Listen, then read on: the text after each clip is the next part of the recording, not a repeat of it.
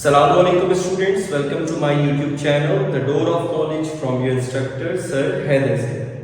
जैसा कि मेरा बेटा आप लोग जानते हैं, इस टाइम हम चैप्टर नंबर 3 मैथ्स 9 की न्यू बुक पर काम कर रहे हैं और आज उसी सीरीज का हम 4th लेक्चर रिकॉर्ड करने लगे, जिसके अंदर हम एक्सरसाइज 3.2 को कंटिन्यू करेंगे। अच्छा मेरा बेटा एक चीज याद रखिएगा कि इस एक्सरसाइज के अंदर हम ऑपरेशंस अप्लाइड ऑन सेट्स पढ़ रहे हैं। तो जिन बच्चों ने मेरे पुराना लेक्चर स्पेशली जिसपे मैंने एक्सरसाइज 3.2 स्टार्ट की है, उसके अंदर मैंने आपको बड़ी डिटेल के साथ थ्योरेटिकल पार्ट बताया है कि ऑपरेशंस अप्लाइड ऑन सेट्स का मतलब क्या है और वो कौन कौन से हैं। तो मेरा बड़ा लिंक आपको डिस्क्रिप्शन के अंदर मिलेगा, वहां से भी देखिएगा और लेक्चर को मस्ट सुनकर फिर इस लेक्चर की तरफ बढ़िएगा तो आपकी अंडरस्टैंडिंग में मजीद इजाफा होगा। सो मेरा बेटा अब हम एक्सरसाइज का सवाल नंबर 3 तक के हमने कर लिया था। चौथे क्वेश्चन से हम इस लेक्चर में स्टार्ट करने लगे हैं। सो मेरा बेटा मूव करते हैं क्वेश्चन नंबर 4 की तरफ। क्वेश्चन नंबर 4 में मेरा बेटा उन्होंने लिखा है वेरीफाई करो कम्यूटेटिव प्रॉपर्टी। ठीक है, अब कम्यूटेटिव प्रॉपर्टी आपके पास दो किस्म की हो सकती है, यूनियन पर भी और इंटरसेक्शन पर भी। तो उन्होंने क्वेश्चन में हमें बाउंड कर दिया कि हमने दोनों बताना। ठीक है, सो मेरा बेटा commutative property with respect to union. अब क्वेश्चन नंबर 4 के फर्दर 3 पार्ट्स हैं। हम पहला पार्ट देख रहे हैं, उसके अंदर a की वैल्यू आपको दी है 1 2 3 4 5 और b की वैल्यू दी हुई है 4 6 8 और 10। अब कम्यूटेटिव प्रॉपर्टी पहले हम पढ़ते हैं with respect to union. So a union b is equals to b union a मेरा बेटा होगा यहां पे। थर्ड सेट तो है नहीं हमारे पास, b यूनियन a। ठीक है, सो मेरा बेटा हम मालूम करते हैं इसकी left hand side a union b।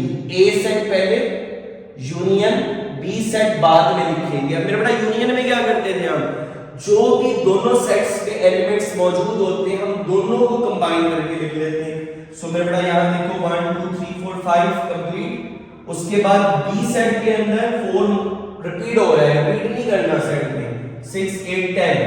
ठीक है, ये आपके पास ए यूनियन बी बन गया। इसकी दूसरी वाली साइड क्या है, बी यूनियन ए। तो मेरा बेटा अब हम B union A, B set को पहले ए सेट को बाद में लिखेंगे। आंसर देखो आपके पास वही आ रहा है, इसका मतलब है a union b is equals to b union a। Commutative property with respect to intersection. अब इंटरसेक्शन के अंदर हमने देखना है दोनों सेट्स में कॉमन क्या है।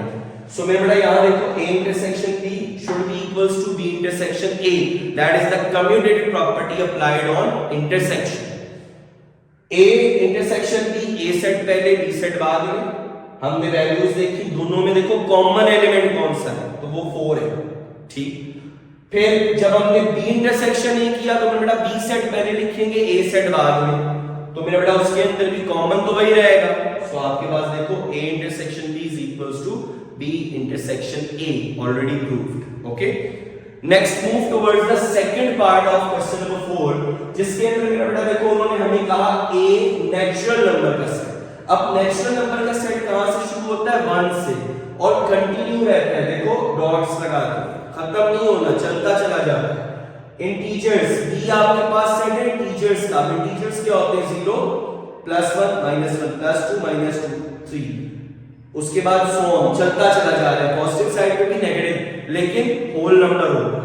ठीक है, मतलब डेसिमल नहीं होगा, फ्रैक्शन नहीं होगा। 1 के बाद 2 होगा, 2 के बाद 3 होगा, -1 -2 -3 सो ऑन। सो बेटा अब यहां पे देखो कम्यूटेटिव प्रॉपर्टी वो वही रही with respect to union B intersection B, with respect to union a union b is equals to b union a। अब मेरा बेटा जब हम a यूनियन b निकालेंगे तो a सेट कौन सा था, नेचुरल नंबर का, और b सेट कौन सा था, इंटीजर्स का। तो अब अपने दिमाग में मेरा बेटा आपने अब वैल्यूज हम कितनी लेंगे। ठीक है, ना नेचुरल नंबर खत्म होगा ना इंटीजर्स खत्म होंगे। सो मेरा बेटा हमने इसको देखा कि नेचुरल नंबर 1 से ऑनवर्ड कंटिन्यू काउंटिंग, इंटीजर्स के अंदर 1 से ऑनवर्ड भी है, 0 भी है, नेगेटिव नंबर्स भी है। इसका मतलब है इसमें ज्यादा वैल्यूज पाई जा रही है। सो मेरा बेटा जब हम यूनियन कहेंगे तो इसका मतलब है नेचुरल नंबर्स भी सारे, इंटीजर्स भी सारे। सो हम आंसर लिख सकते हैं a यूनियन b का मतलब नेचुरल नंबर और यूनियन z का, सो दैट इज योर कौन सा सेट मेरा बेटा बन जाएगा, B set which is integers. ठीक है, सो मेरा बेटा इसी तरीके से बी यूनियन ए आपके पास क्या आ रहा है, इंटीजर्स यूनियन नेचुरल नंबर्स, तो बात तो वही है, इसका आंसर भी आपके पास क्या आ जाएगा, बी सेट मतलब इंटीजर्स का सेट। तो देखो दोनों का लेफ्ट हैंड साइड और राइट हैंड साइड दोनों बराबर, so that is over commutative property with respect to union proved. Next आपके पास है मेरा commutative property with respect to intersection. तो मेरा बेटा इंटरसेक्शन में a intersection b is equals to b intersection a। अब a इंटरसेक्शन b, अब देखना जो दोनों में कॉमन है, क्या जीरो दोनों सेट्स में है, नेचुरल में नहीं है लेकिन इंटीजर्स में है। क्या -1 -2 -3 नेचुरल नंबर्स में है, नहीं है। ठीक है, 1 2 3 सो ऑन नेचुरल नंबर्स में भी है, इंटीजर्स में भी है। तो इसका मतलब मेरा बेटा आपके पास कौन सा सेट बना, a सेट, जो कि हमारे पास नेचुरल नंबर्स का सेट है। इसी तरीके से z इंटरसेक्शन में भी हमारे पास क्या आंसर आएगा, a set which is the natural number set. So मेरा बेटा commutative property with respect to intersection, ये हमारी सेकंड पार्ट के ऊपर डन प्रूव। थर्ड पार्ट हमने बेटा यहां जरा समझना, उन्होंने आपको सेट बिल्डर फॉर्म में सेट दिया है, x such that x belongs to real numbers, लेकिन उन्होंने साथ में ये कह दिया 0 और 0 से बड़े, मतलब 0 शामिल है और 0 से बड़े जितने भी रियल नंबर्स सारे के सारे आपके ए सेट में आ रहे हैं, लेकिन कौन से नहीं आ रहे, 0 से छोटे वाले रियल नंबर्स नहीं आ रहे, मतलब नेगेटिव नंबर्स नहीं आ रहे। तो क्या नेगेटिव नंबर्स रियल नंबर्स नहीं होते, होते -2 -3 -12 -3/4 -7/6, ये सारे ही रियल नंबर्स हैं। ठीक है, लेकिन रिस्ट्रिक्ट हो गए हम सेट ए के अंदर कि हमने कौन से रियल नंबर्स लेने जो 0 हो या 0 से बड़े हो, मतलब तमाम पॉजिटिव रियल नंबर्स आ गए। और बी आपके पास कौन सा सेट है, रियल नंबर्स। रियल नंबर्स आपको मतलब बी सेट अलाउ कर रहा है, आप पॉजिटिव रियल नंबर्स ले लो, नेगेटिव ले लो, टर्मिनेटिंग ले लो, रिकरिंग ले लो, मतलब सारे rational irrational numbers positive negative सब ले लो। ठीक है, तो इसका मतलब है बी सेट के अंदर पॉजिटिव रियल नंबर्स भी हैं, नेगेटिव रियल नंबर्स भी हैं। ठीक है, जबकि ए सेट के अंदर सिर्फ और सिर्फ पॉजिटिव रियल नंबर्स हैं। सो मेरे बेटा जब हम ए यूनियन बी करेंगे, यूनियन में हम क्या करते हैं, जो दोनों सेट्स में मौजूद हो, तो मतलब ए में सारे रियल नंबर्स हैं पॉजिटिव वाले और बी में पॉजिटिव नेगेटिव सारे रियल नंबर्स हैं। सो मेरा बेटा ए यूनियन बी का आंसर आपके पास कौन सा आ जाएगा, बी सेट। ठीक है, और इसी तरीके से बी यूनियन ए का आंसर क्या आ जाएगा, मतलब तमाम रियल नंबर्स आ जाएंगे। सो वो आपके पास कौन सा आ गया, real numbers, B set which is equals to all real numbers. ठीक है, सो मेरा बेटा यूनियन के ऊपर कम्यूटेटिव प्रॉपर्टी प्रूव्ड हो गई। अब हम देखते हैं आखिरी चीज, इंटरसेक्शन पे कम्यूटेटिव प्रॉपर्टी। अब मेरा बेटा देखो ए इंटरसेक्शन बी और बी इंटरसेक्शन ए मालूम करना है। अब इंटरसेक्शन क्या कहते हैं, जो दोनों में कॉमन हो। तो ए सेट कह रहा है तमाम पॉजिटिव रियल नंबर्स, बी कह रहा है पॉजिटिव और नेगेटिव दोनों रियल नंबर्स, तो कॉमन क्या होगा, तमाम पॉजिटिव रियल नंबर्स। सो मेरा बेटा हम कह सकते हैं ए इंटरसेक्शन बी आपके पास क्या हो गया, ए सेट। ठीक है, और इसके साथ आप ऐसे लिखना चाहो कि रियल नंबर्स पॉजिटिव, या ये वाला सेट लिखना चाहो तो ये भी लिख देना। ठीक है, अब मैं वैल्यूज इसलिए नहीं लिख रहा क्योंकि 0 से 1 कितनी आ गई, इनफिनिट नंबर ऑफ वैल्यूज है। ठीक है, तो कितनी वैल्यूज लिखें, एंड पे डॉट्स लगाने पड़ेंगे तो हम सेट के नाम से रिप्रेजेंट कर देते हैं। यहां पे देखो बी इंटरसेक्शन में भी आपके पास कौन सा है, ए सेट, मतलब तमाम के तमाम पॉजिटिव रियल नंबर्स। सो मेरा बेटा देखो हमने तीनों पार्ट्स के ऊपर commutative property with respect to intersection with respect to union prove की। Now move towards the question number 5, one of the important concept regarding sets, जिसके अंदर हम ये चीज रिप्रेजेंट करते हैं कि De Morgan's laws क्या है। ठीक है, already I have told De Morgan's law, अगर आपके पास दो सेट्स ऐसे हैं जो यूनिवर्सल सेट का सबसेट है, ठीक है, तो उनके ऊपर मेरा बेटा ये दो लॉस, मतलब A union B whole complement is equals to A complement intersection B complement, और सेकंड केस क्या है, A intersection B whole complement is equals to A complement union B complement. ये दोनों केसेस 100% प्रूफ होंगे, लेकिन कब? जब दो सेट्स ऐसे हों जो कि नॉन एम्प्टी हो और यूनिवर्सल सेट के सबसेट। ठीक, सो मेरे बेटा यहां पे देखो, हमें क्वेश्चन में जो वैल्यूज दी है, यूनिवर्सल सेट दिया है A B C D E F G H I J. A set दिया है A B C D G H, B C D E F J. Okay, अब हम इसका पहला केस प्रूफ करते हैं। वैसे उन्होंने क्वेश्चन में लिखा है वेरीफाइड डे मॉर्गन्स लॉस, मतलब दोनों केसेस। सो पहले पहला केस करते हैं, फिर सेकंड केस की तरफ भी बढ़ेंगे। सो मेरा फर्स्ट केस के अंदर आपके पास आ गया A union B whole complement equals to A complement intersection B. अगर अंदर यूनियन है तो जब आप ओपन करोगे तो बीच में इंटरसेक्शन हो जाएगा। ठीक है, सो मेरा इसकी लेफ्ट हैंड साइड क्या है? A union B whole complement. तो पहले हम जानते हैं ब्रैकेट के अंदर वाला काम करना है, इसका मतलब है हमें ए यूनियन बी मालूम करना है। सो मेरा A union B, A set भी लिख दिया, बी सेट भी लिख दिया। यूनियन क्या कहता है? ए और बी में जितने एलिमेंट्स हैं उन सबको कंबाइन कर लो। So A B C D E F, इसमें जी एच और जे। ठीक है, हमने तमाम एलिमेंट्स अरेंज करके लिख दिए। सो मेरे बेटा अब इंटरसेक्शन हमने निकालना है कॉम्प्लीमेंट। कॉम्प्लीमेंट कैसे निकलता है? किसी भी सेट को यूनिवर्सल सेट में से माइनस कर दो तो कॉम्प्लीमेंट आ गया। सो मेरे बेटा हमने ए यूनियन बी का कॉम्प्लीमेंट निकालना था, तो यूनिवर्सल में से ए यूनियन बी जो कि ऑलरेडी मालूम कर चुके हैं उसको माइनस कर दो।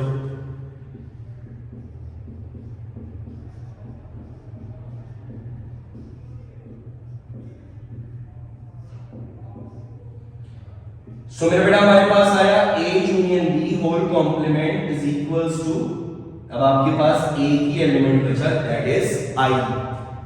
ओके, सो ये हमारे पास आ गया लेफ्ट हैंड साइड। अच्छा, एक चीज और उन्होंने क्वेश्चन में हमसे फरमाइश की, ये वेन डायग्राम से इसको प्रूव करो। तो मेरे बेटा वेन डायग्राम क्या? Pictorial representation of sets. अब देखो, यूनिवर्सल सेट को रेक्टेंगल से और एपी सेट्स को ओवल शेप या किसी भी क्लोज्ड फिगर से हम रिप्रेजेंट कर सकते हैं।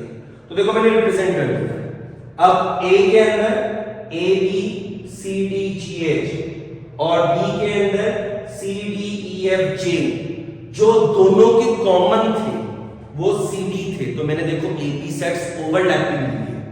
ठीक, अब ये तमाम वर्ड्स आपको, अगर आपने मेरा पिछला लेक्चर पढ़ा है तो आपको इन तमाम वर्ड्स से, ओवरलैपिंग वगैरह के तमाम कॉन्सेप्ट से, वेन डायग्राम से आप बखूबी वाकिफ होंगे। सो मेरे बेटा देखो यहाँ पे आपके पास क्या है? सी डी ओवरलैपिंग थे, दोनों में कॉमन था, तो हमने सी ए बी सेट्स को ओवरलैपिंग बनाया। अब यूनिवर्सल सेट का कौन सा एलिमेंट रह गया? आई रह गया। ठीक है, जो ना ए में था ना बी सेट में मौजूद था। सो मेरे बेटा उसको हमने बाहर कर दिया। अब हमारे पास A union B whole complement का आंसर क्या आया था? आई। आई का रीजन क्या है? ये बाहर। तो मेरा बेटा हम उस पोर्शन को शेड कर देते हैं।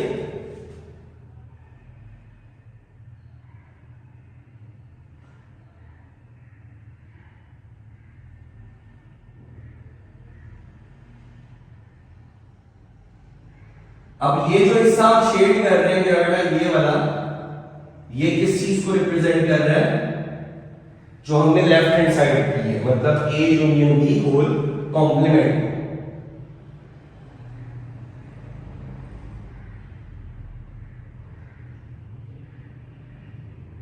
ठीक है, अब हम देखेंगे ये कि जो हिस्सा लेफ्ट हैंड साइड में शेड हुआ है, क्या वही हिस्सा राइट हैंड साइड में शेड होता है? अगर ऐसा होगा तो हम प्रूव कर चुके होंगे कि आपकी लेफ्ट हैंड साइड और राइट हैंड साइड इक्वल है। राइट हैंड साइड की तरफ मूव करते हैं, वहां पे आपके पास क्या था? A complement intersection B complement. So मेरा बेटा अब यहां पे पहले हमें कॉम्प्लीमेंट्स मालूम करने हैं। सो कॉम्प्लीमेंट, ए कॉम्प्लीमेंट क्या होगा? यूनिवर्सल में से ए को माइनस कर दो, तो यूनिवर्सल सेट भी हमारे पास, ए सेट भी हमारे पास, माइनस करो। ए बी सी डी सब माइनस, जी एच भी माइनस, बचा दिया E F G H minus I और जे। ठीक, बी कॉम्प्लीमेंट यूनिवर्सल में से बी को माइनस कर दो। सो मेरा बेटा देखो हमारे पास ए बी बचा, उसके बाद हमने देखा ए बी बच गया। उसके बाद हमने मेरा बेटा क्या देखा कि हमारे पास सी डी कैंसिल हो गया, E B cancel, F B cancel, G H I और जे फिर सब्ट्रैक्ट। ठीक है, अब हमारे पास ए कॉम्प्लीमेंट और बी कॉम्प्लीमेंट आ चुके हैं। अब हमने इन दोनों की इंटरसेक्शन ली, E F I J intersection A B G H I. तो मेरा बेटा इंटरसेक्शन में देखो हम क्या देखते हैं, कॉमन। तो दोनों साइड्स में कॉमन क्या है, सिर्फ आई। ओके, सो अब जब वेन डायग्राम पे हम करेंगे तो अब देखो वेन डायग्राम पे हमने बारी बारी पहले हमने ए कॉम्प्लीमेंट मालूम किया। ए कॉम्प्लीमेंट क्या होता है, ए के अलावा बाकी तमाम। ओके, सो मेरा बेटा देखो ए के अलावा अगर हम बाकी तमाम को करें,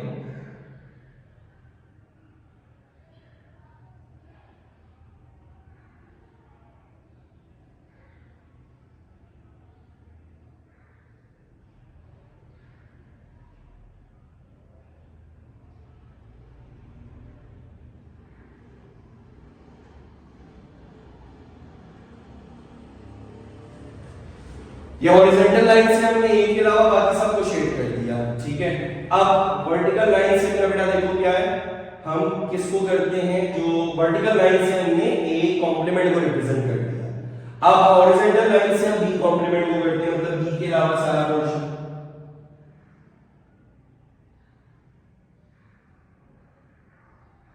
अब मेरा बेटा देखो इसमें ए शेड हो रहा है,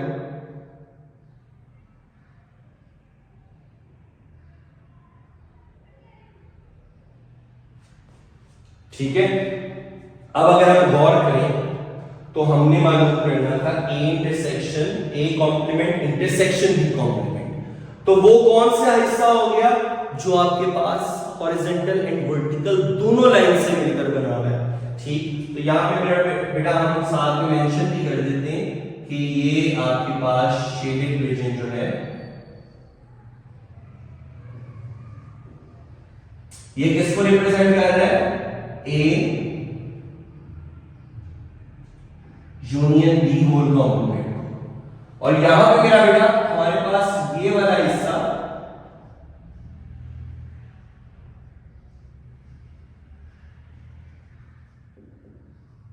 किसको रिप्रेजेंट कर रहा है, A complement intersection B complement. तो देखो जो हमने कहा कि आपके पास एक जो रेक्टेंगल मतलब स्क्वायर शेप बनी हुई है वो वाला हिस्सा, और यहां पे देखो सीधा वर्टिकल लाइंस का हिस्सा, दोनों हिस्से क्या है, बराबर। और वो कौन सा रीजन है, ए और बी सेट्स के अलावा वाला, जिसको हमने आई से रिप्रेजेंट किया है।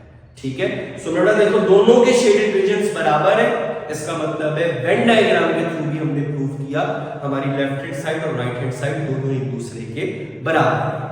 ठीक है, सो बेटा अब इसका सेकंड केस है। सेकंड केस के अंदर हमने इस चीज को प्रूव करना है, that is also the part of the same question, because day Morgan's law complete तब होंगे जब हम दोनों केसेस को डिस्क्राइब करेंगे बयान करेंगे। बेटा क्वेश्चन नंबर 5 का सेकंड पार्ट है आपके सामने, A intersection B whole complement is equals to A complement union B complement। मतलब डे मॉर्गन्स लॉ का सेकंड केस अब हम करना सॉल्व करते हैं शुरू। तो मेरा बेटा देखो first find left hand side के लिए हमें क्या मालूम करना है, A इंटरसेक्शन B। तो A इंटरसेक्शन B, इंटरसेक्शन का मतलब क्या है, जो दोनों सेट्स में कॉमन एलिमेंट मौजूद है। तो मेरा बेटा देखो दोनों में कॉमन कौन कौन सा है, C और D। ओके, अब हमने मालूम करना है इसका कॉम्प्लीमेंट। तो यूनिवर्सल सेट में से जब हम A इंटरसेक्शन B को माइनस करेंगे तो आपके पास कॉम्प्लीमेंट आ जाएगा। सो मेरा बेटा यूनिवर्सल सेट हमारे पास, उसमें से CD को निकाल दो तो बाकी एलिमेंट्स आपके पास क्या बचे, A इंटरसेक्शन B का होल कॉम्प्लीमेंट। अब मेरा बेटा जब हम वेन डायग्राम के ऊपर रिप्रेजेंट करते हैं तो देखो मैंने सेट्स शो कर दिए। ठीक है, ये A सेट, ये B सेट और ये दोनों के ओवरलैपिंग सेट्स और यूनिवर्सल सेट के एक्स्ट्रा एलिमेंट्स। अब मेरा बेटा अगर हम गौर करें तो ये आपके पास कौन कौन से एलिमेंट्स आ रहे हैं, A B E F G H I J। मेरा बेटा देखो CD के अलावा, CD को माइनस करके बाकी तमाम एलिमेंट्स, तो मेरा बेटा उस हिस्से को हम क्या कर देते हैं, शेड कर देते हैं।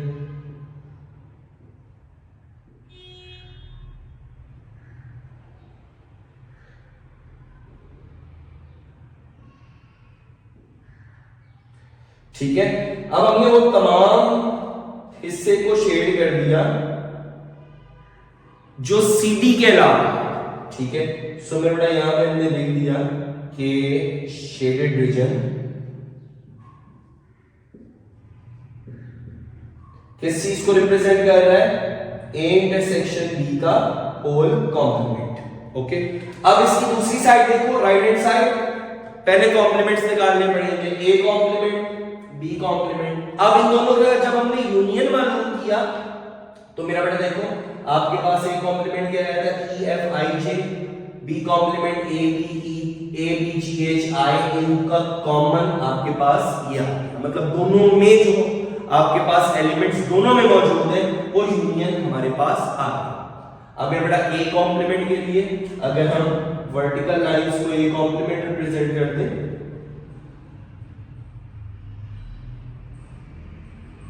मतलब A के अलावा तमाम हिस्सा हम शेड कर रहे हैं,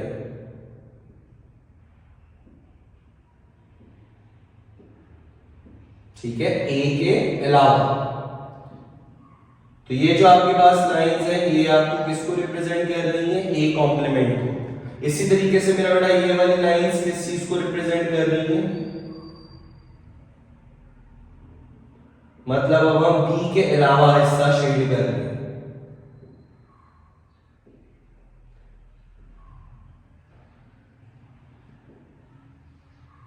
ठीक है। सो ये वाली लाइंस हॉरिजॉन्टल लाइंस आपको किस चीज को रिप्रेजेंट कर रही है, B कॉम्प्लीमेंट को।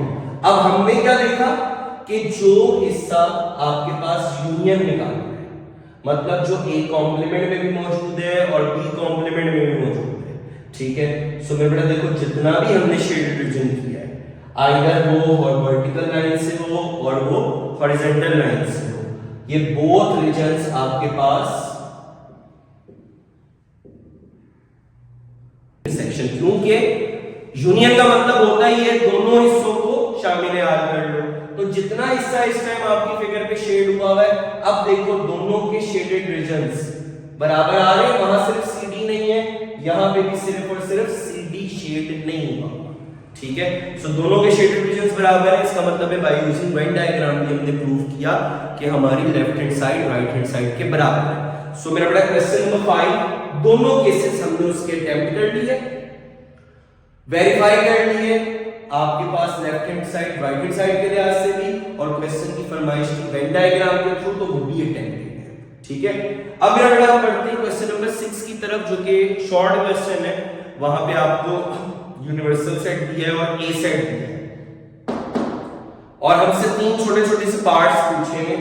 पहले पार्ट में A union A complement proof करो यूनिवर्सल सेट के बराबर है, तो मेरे बेटा पहले A कॉम्प्लीमेंट मालूम कर लेते हैं। A कॉम्प्लीमेंट किसके बराबर होता है, यूनिवर्सल सेट में से A को माइनस कर दो, तो मेरे बेटा यहां देखो A complement is equals to U minus A, universal में से A को माइनस किया, मतलब वो तमाम है। अब यूनिवर्सल सेट क्या था, 1 से लेकर 20 तक सारे एलिमेंट्स, और A सेट आपके पास मेरे बेटा क्या था, 1 3 5 7 so on till 19, मतलब ऑड नंबर्स।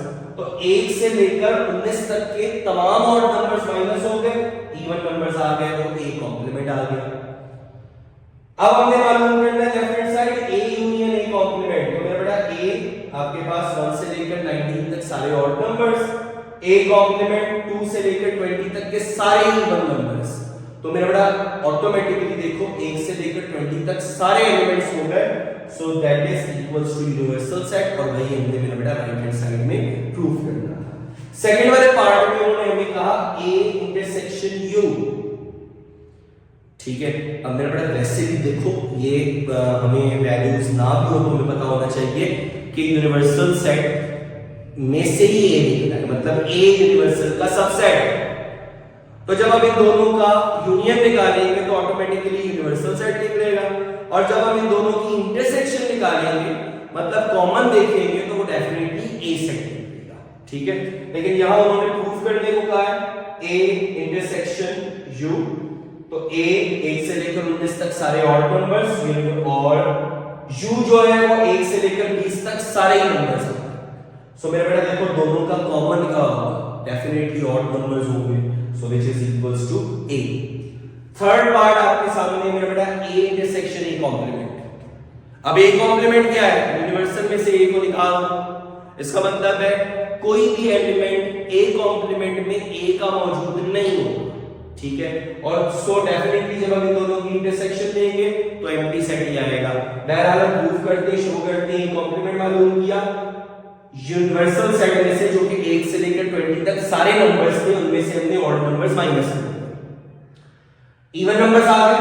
अब ए इंटरसेक्शन ए कॉम्प्लीमेंट मतलब यूनिट ऑड और इवन नंबर्स में से हमने क्या निकालना है? कॉमन निकालना है। तो डेफिनेटली जो नंबर ऑड है वो कभी भी इवन नहीं होगा। सो आपके पास आंसर क्या आ गया मेरा बेटा? एम्प्टी सेट मतलब 5। ओके, अब मेरा बेटा आपके पास ये जो यूनियन इंटरसेक्शन की वर्किंग थी, ये जो हम सेट्स के ऊपर ऑपरेशंस के तौर के ऊपर करते थे, वो यहां तक की हो गई कंप्लीट इस एक्सरसाइज में। अब मेरा बेटा जो आपके पास क्वेश्चन नंबर 7 से ऑनवर्ड है, उनमें हमने बेसिकली सीखना है कि सेट्स की रियल वर्ल्ड के अंदर हम उसको कैसे इंप्लीमेंट करते हैं, ठीक है। सो मेरा बेटा उसके दो बेसिक केसेस हैं। अगर आपके पास दो सेट्स हो, ठीक है, तो उसके ऊपर हम एक लॉ यूज करते हैं कि उनमें से हम यूनियन इंटरसेक्शन मतलब इम्प्लिसिट और एक्सप्लिसिट मतलब उसकी इंक्लूजन और एक्सक्लूजन कैसे निकालते हैं, ठीक है। अभी हम क्वेश्चंस करेंगे तो ये वर्ड्स आपको मजीद क्लैरिफाई हो जाएंगे कि इंक्लूजन और एक्सक्लूजन का क्या मतलब है। तो जब भी हमने दो सेट्स को देखना है कि उनकी इंक्लूजन और एक्सक्लूजन निकालनी है, तो मेरा बेटा आपको स्क्रीन के ऊपर लॉ हाईलाइट हुए नजर आ रहे होंगे। तो ये दोनों आपके पास लॉज लिखे हुए हैं कि जब दो सेट्स होंगे और जब तीन सेट्स होंगे, तो ये जो मैथमेटिकल फॉर्म है मेरा बेटा, ये आपने याद रखना है, ठीक है। और यही हमारे पास सेट्स की रियल फील्ड के अंदर, रियल वर्ल्ड के अंदर प्रैक्टिकल इंप्लीमेंटेशन, ठीक है, एप्लीकेशंस ऑफ सेट्स, ठीक। और अब आप क्वेश्चन देखोगे तो आपको नॉर्मली इस चीज का भी आइडिया होगा कि भाई ये तो वाकई वो चीजें हैं जो हम रोजमर्रा जिंदगी के अंदर देखते हैं। That is the basic question of the students के सर इनको हम रियल लाइफ में कहां अप्लाई करते हैं। एक दफा हम देखते हैं कि वो लॉज जो हमें एक्सक्लूजन और इंक्लूजन के रूल्स बताते हैं वो है क्या। अब मेरा बेटा हमने सामने लिखा हुआ है principal of inclusion and exclusion, दो सेट्स और तीन सेट्स उनका मुख्तलिफ है, ठीक है। अब अगर आपके पास दो सेट्स, लेकिन याद रखना मेरा बेटा वो दोनों सेट्स फिनिट होने चाहिए। मतलब ऐसा ना हो कि मैं आपको कोई एक सेट नेचुरल नंबर का है, चलता ही चला जा रहा है, 1 से शुरू हुआ है खत्म ही नहीं हो रहा, नहीं, वो दोनों सेट्स, वो दोनों इवेंट्स आपके पास फिनिट होने चाहिए, ठीक है। सो मेरा बेटा आपके पास क्या हुआ? Number of A union B equals to number of, मतलब पहले सेट के अंदर जो एलिमेंट्स मौजूद हैं, नंबर ऑफ सेकंड सेट के अंदर जो एलिमेंट्स मौजूद हैं, minus number of A intersection B, मतलब जो दोनों सेट्स में कॉमन है एलिमेंट्स, उनकी क्वांटिटी को माइनस कर देंगे, ठीक है। अभी क्वेश्चंस करेंगे तो ज्यादा आपको क्लियरफाई हो जाएगा। और अगर तीन सेट्स हो एबीसी, लेकिन अगेन शर्त क्या है? वो तीनों क्या होने चाहिए? Finite sets. तो फिर मेरा बेटा उसके लिए हम क्या यूज करते हैं? Number of elements of A union B union C, number of elements of set A, number of elements of set B, number of elements of set C, ठीक है। इसमें से मेरा बेटा हम माइनस करेंगे, क्या माइनस करेंगे? Number of elements of A intersection B, number of elements of B intersection C, number of elements of A intersection C. मतलब देखो कितने सेट्स थे? तीनों के कॉम्बिनेशंस कितने बन सकते हैं इंटरसेक्शन के? ए इंटरसेक्शन बी हो सकता है, बी इंटरसेक्शन सी हो सकता है और ए इंटरसेक्शन सी। उनके कॉमन एलिमेंट्स हमने बारी बारी सब्ट्रैक्ट करते हैं। Plus number of elements of A intersection B plus intersection C. ये मेरा बेटा हमने रूल्स याद रखने, लॉज याद रखने हैं, law of inclusion, principal of inclusion and exclusion के, ठीक है। ये हमें प्रैक्टिकल एप्लीकेशंस ऑफ सेट्स पे लेकर चलेंगे, ठीक है। लेट्स सपोज आपके पास एक्सरसाइज का सवाल नंबर 7 है। क्वेश्चन नंबर 7 की स्टेटमेंट अगर आप अपनी किताब से पढ़ो तो वहां पे उन्होंने लिखा है कि एक क्लास के अंदर 55 स्टूडेंट्स हैं। मैं आपको समझा रहा हूं, ठीक है। एक क्लास के अंदर 55 स्टूडेंट्स हैं, तो इसका मतलब है total number of students in a class कितने हो गए, उसको हम number of elements of A union B, ठीक है। मतलब आप ऐसे कह दो कि टोटल 2 क्लास, आप आगे हम देखते हैं कि हमने ए और बी को कैटेगराइज किया। ए क्या है, वो स्टूडेंट्स उस क्लास में जो क्रिकेट खेलना प्रेफर करते हैं, ठीक है, लाइक करते हैं क्रिकेट को खेलना, वो 34 है। और बी इवेंट हमने क्या रखा हुआ है, वो स्टूडेंट्स जो हॉकी को खेलना पसंद करते हैं, वो 30 है। और टोटल कितने है मेरा बेटा, आपने याद रखना 55। तो number of elements of A union B 55, number of elements of first set, first event 34, number of elements of second set 30। Okay, अब हमसे उन्होंने क्या पूछा है कि उन स्टूडेंट्स का बताओ जो चाहते हैं कि हम क्रिकेट भी खेलें और हॉकी भी खेलें, ठीक है, जो दोनों के इंटरेस्टेड स्टूडेंट्स हैं। तो मेरे बेटा डेफिनेटली कुछ स्टूडेंट्स ऐसे भी होंगे जो दोनों को, अब देखो ना, टोटल स्टूडेंट्स 55 है, लेकिन 34 कह रहे हैं क्रिकेट और 30 कह रहे हैं हॉकी, तो मेरे बेटा ये दोनों तो 64 हो गए। इसका मतलब है डेफिनेटली कुछ स्टूडेंट्स ऐसे हैं जो कह रहे होंगे कि हम क्रिकेट भी खेलना चाहेंगे और हॉकी भी खेलना चाहेंगे। सो मेरे बेटा उनकी क्वांटिटी अब हमने निकालना है, ठीक। अब देखो कितने इवेंट्स आए, कितने सेट्स आए, 2, एक क्रिकेट का और दूसरा हॉकी का। सो हमने कौन सा रूल यूज करना है, जो 2 सेट्स के ऊपर अप्लाई हो रहा होगा। अब देखो दोनों सेट्स फिनिट कैसे, कि हमें पता है कि 34 स्टूडेंट्स ऐसे जो क्रिकेट को प्रेफर कर रहे हैं एंड 30 स्टूडेंट्स ऐसे जो हॉकी को प्रेफर कर रहे हैं। इनफिनिट नहीं है, चलते नहीं जा रहे। सो मेरा बेटा हम लॉ ऑफ या principal of inclusion exclusion use कर सकते हैं। सो मेरा बेटा अब आपने वही यूज करना है।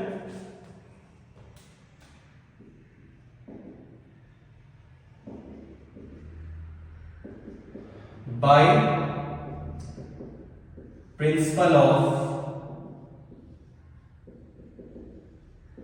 Inclusion and exclusion. अब यहां पे मेरा कितने सेट्स यूज कर रहे हैं हम, तो हमने 2 सेट्स वाला लिख लेंगे। Number of elements of A union B is equals to number of elements of set A, number of elements of set B minus number of elements of A intersection B, ठीक। अब मेरा values आपके पास है, ये कितना था 55,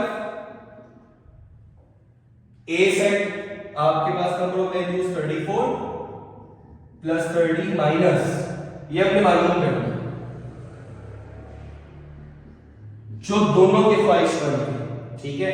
अब मेरा बेटा यहां पे इसको कंटिन्यू करो, फाइनल करो, 55 64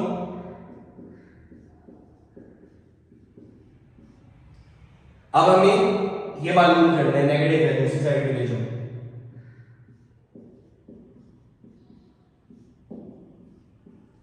फिफ्टी फाइव इधर आगे माइनस हो जाएगा मेरा बेटा।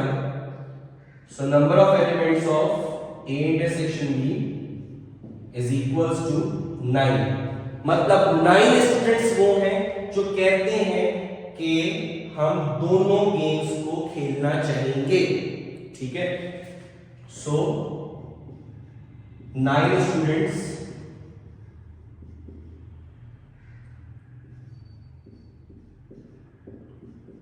like to play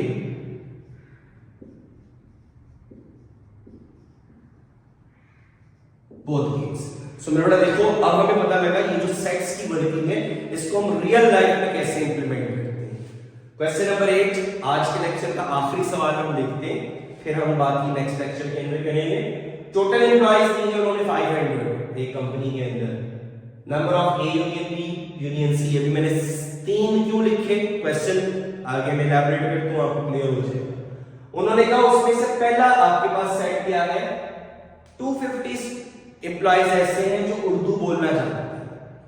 बी क्या है, 150 एम्प्लॉइज ऐसे हैं जो इंग्लिश बोलना चाहते हैं। और सी क्या है, आपके पास 50 एम्प्लॉइज ऐसे हैं जो पंजाबी बोलना चाहते हैं, ठीक है।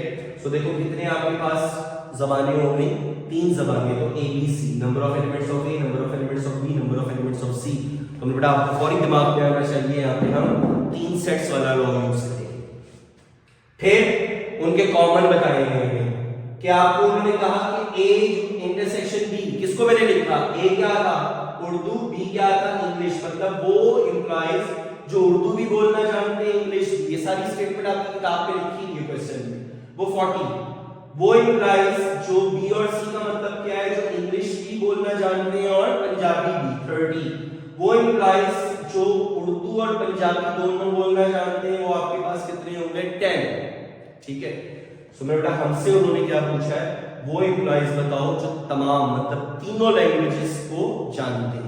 ठीक है, सो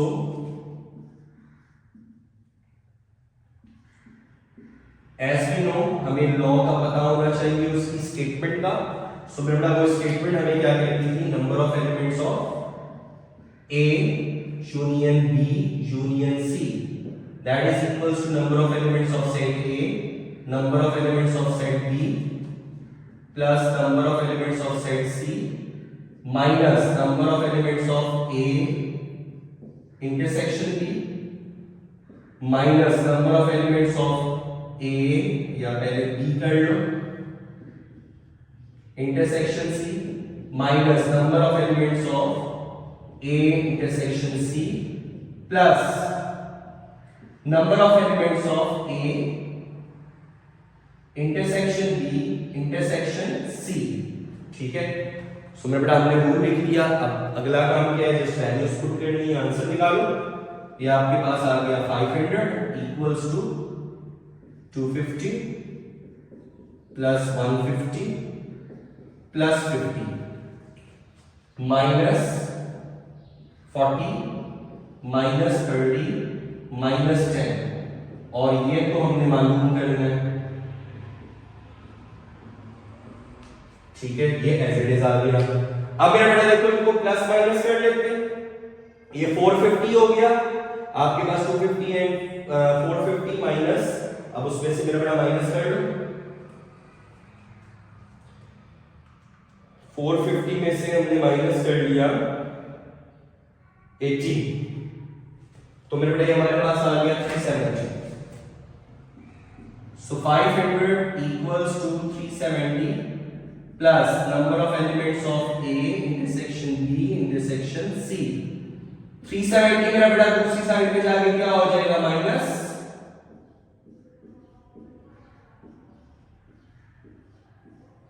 सो आपके पास 130 आंसर आ गया। मतलब वो एम्प्लॉइज जो तीनों लैंग्वेजेस बोलना जानते हैं, दैट इज 130। सो बेटा इस लेक्चर को यहीं पे स्टॉप करते हैं हम।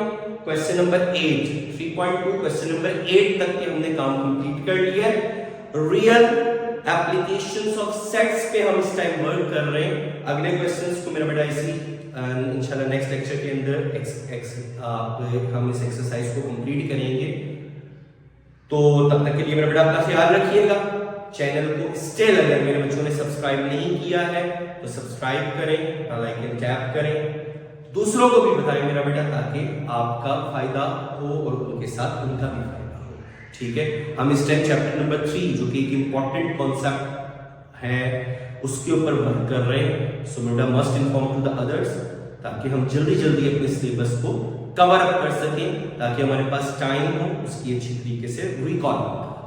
सो स्टे कनेक्टेड। अल्लाह हाफिज।